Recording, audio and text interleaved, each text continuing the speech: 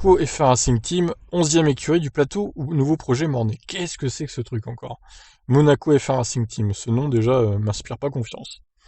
Dans une interview récente, Stefano Domenicali avait évoqué l'entrée potentielle de nouvelles équipes en F1. Justement, les rumeurs autour de l'arrivée d'Audi pour 2025 ont ressurgi.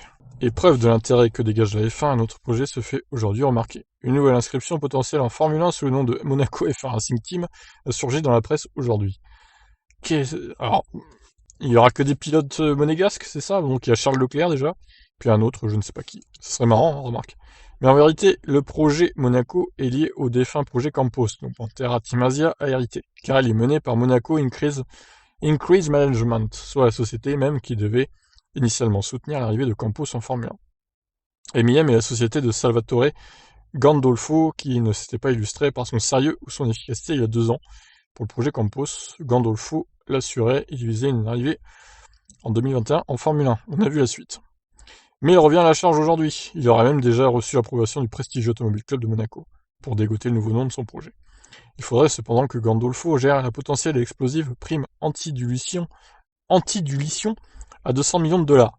Un ticket d'entrée très élevé pour compenser les équipes de la perte des revenus. Mais Domenicali a dit que cette prime n'était pas automatique, tout en étant mystérieux sur ses conditions. Alors là, c'est pas clair, hein, clairement. Pourquoi c'est pas automatique? Bon.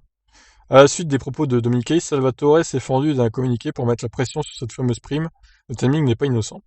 L'actuel Monaco F1 Racing Team Project a été le premier à discuter activement de la possibilité d'une entrée en lice avec la gouvernance de la F1 de 2019 et à mettre en place une structure en conséquence, réalisant le potentiel de la nouvelle réglementation technique qui devait initialement entrer en vigueur en 2021. Nous pensons qu'il y a la récente déclaration du nouveau PDG, Stefano Domenicali, qui suggère que les fins d'inscription pour les nouvelles équipes pourraient être supprimées, représentent un pas en avant dans la bonne direction. Nous apprécions l'attitude ouverte de Stefano de la FIA et sommes prêts à prendre les mesures nécessaires pour que notre demande soit finalisée. Ouais, c'est vrai que c'est un peu abusé quand même, cette caution de 200 millions de dollars à verser donc à toutes les équipes pour l'entrée d'une nouvelle équipe. Je trouve ça un peu aberrant, moi. Mais bon. Daniele Odetto, directeur sportif de Ferrari pendant les années de Lauda et ancien directeur général de l'équipe Super Aguri, fait partie des personnes impliquées dans le projet. L'ancien pilote de F1, Pascal Wehrlein, et le pilote de Ganassi IndyCar, Alex Palou, serait le line-up idéal pour la nouvelle équipe, étant donné que leur carrière est gérée par Monaco Increase Management. Alors là, le retour de Pascal Wehrlein en Formule 1, ça serait fort, ça. Ben, je dis pourquoi pas, il était pas mauvais.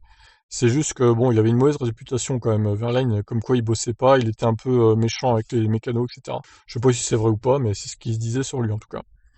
Le projet Monaco sera-t-il plus sérieux que le projet Pantera? N'est-ce bien que le nouveau nom du projet Pantera Asia? Affaire à suivre.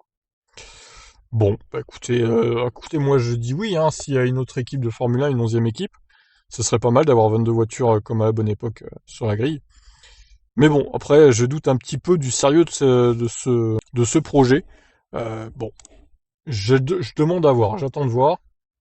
Et les pilotes, bon, Verlaine, ok, il a fait de la F1 déjà.